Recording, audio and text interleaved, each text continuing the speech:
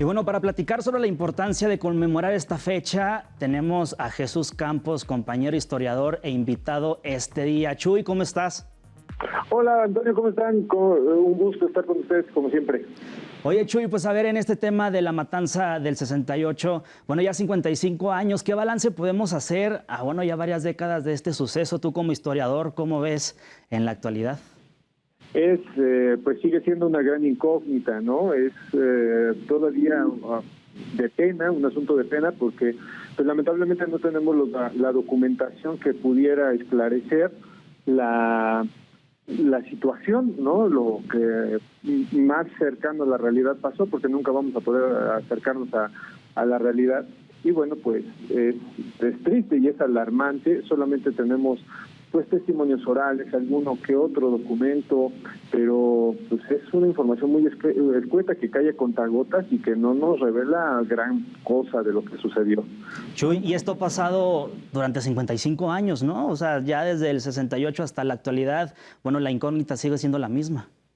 Sí, así como lo mencionas, es increíble que ya pasado medio siglo todavía estemos en esta situación, y no ha sido por el trabajo académico, porque el trabajo académico ha buscado de donde no hay, sino que ha sido pues en parte disposiciones de los primeros de los gobiernos priistas y después los subsecuentes en no abrir estos archivos que, si mal no recuerdo, están en la Galería 1 y 2 y que bueno, pues siguen siendo un verdadero misterio. Chuy, yo recuerdo tú junto con tus compañeros cuando dan recorridos por el centro histórico como historiadores que son además increíbles, pues pasan también y van a la Plaza de las Tres Culturas ahí en Tlatelolco. Cuéntanos, ¿qué le dices a la gente, a las nuevas generaciones sobre todo? Porque hace rato también me tocaba platicar con algunos jóvenes y ya decían, pues sí, ocurrió algo, ocurrió una matanza, pero bueno, de que no sabemos si se nos está olvidando a las generaciones actuales, a las más jóvenes. Sí, y aparte de que se nos está olvidando, como que lo estamos folclorizando en el asunto de que ya no sabemos muy bien hacia qué vamos o por qué estamos ahí, ¿no? Eso no es nada nuevo, no es de estas generaciones. Por lo menos lleva unos 20 años en el cual pues esto pasó lamentablemente al lado del folclore, en lugar de hacer un ejercicio de memoria, de escuchar a la gente que todavía tenemos estos testimonios reales. Recuerdo mucho el testimonio de un amigo historiador que nos contaba cómo él había visto morir a su hermano mientras corría tratando de salvar la vida ese 2 de octubre en Tlatelolco, y tenemos varios testimonios de ese tipo, ¿no? De cómo nos cuentan el movimiento, todos impactados, el momento, la ráfaga, ¿no? de violencia que vivieron, y poco a poco se están apagando y estamos dando paso a una conmemoración hueca que no tiene bien claro por qué se hace, ¿no? Jesús, ¿y qué hace falta? Es decir, libros de texto, más explicación en los libros de historia, que lo platiquen los padres, que lo platiquen los abuelos, que se platique desde el gobierno, que se platique desde las calles. Tú como historiador, ¿qué crees que haga falta para que este 2 de octubre no se olvide? Bueno, en cuestión de los libros de texto, mi querido Antonio, esta nueva generación de libros sí que lo incluye. Lo estuve checando hoy en la mañana y sí viene un buen pedazo, ¿no? En donde se cuenta, pues obviamente ajustado al entendimiento de un niño de entre 12 y 15 años, que ese es el objetivo, pero ese es un primer paso. Yo creo que un paso certero es fomentar el Museo de Tlatelolco, ¿no? Enseñarles que existe un museo que recoge no solamente los actos de violencia que cometió el gobierno en el 68, sino también los de la guerra sucia de los 70, que existe este espacio y que los historiadores, periodistas y todas las personas que tenemos esta oportunidad de hablar con la gente, pues tomemos cartas en el asunto y concienticemos, ¿no?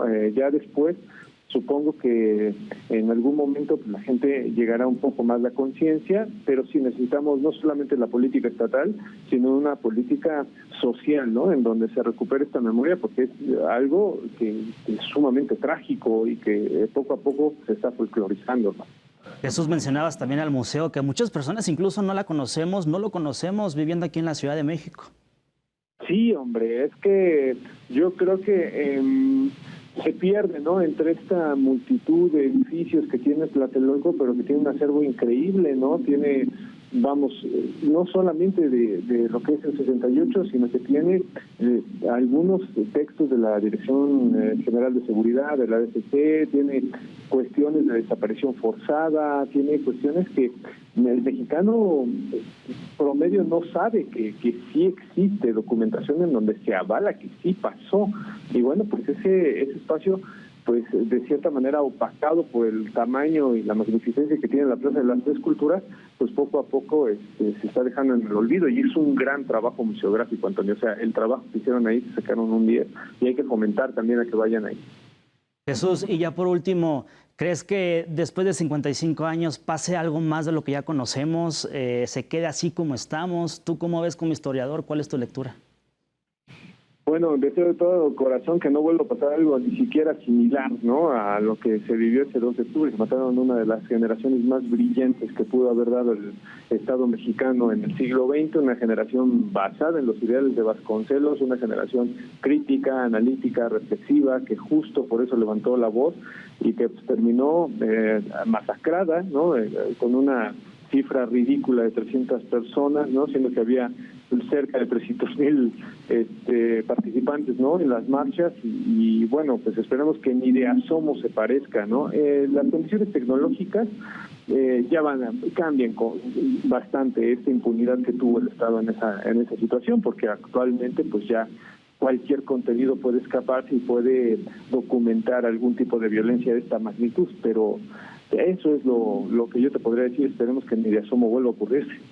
Jesús, te agradezco mucho esta conversación, justamente este día. Y por último, ya contra la gente, ¿dónde te podemos encontrar tus recorridos en el centro histórico para que, bueno, la gente se empape también de la historia, no solo 2 de octubre, sino pues de toda la historia de México? Muchísimas gracias, mi querido Antonio. Pues estamos todos los sábados. El Fideicomiso Centro Histórico de la Ciudad de México tiene bien pues hacer estos recorridos que son gratuitos.